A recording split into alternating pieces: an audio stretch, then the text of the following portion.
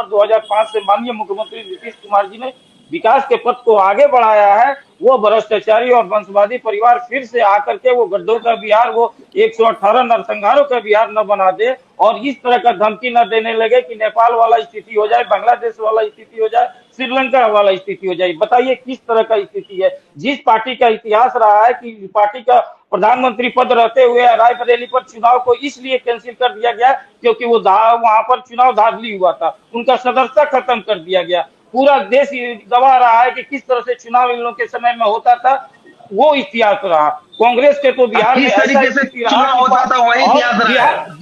बिहार में ये स्थिति रहा है कि बिहार पहला ऐसा राज्य हुआ कि 1967 में ही, यानी 52 के बाद 1967 मात्र 15 साल में ही बिहार ने कांग्रेस को यहाँ से उखाड़ फेंका था।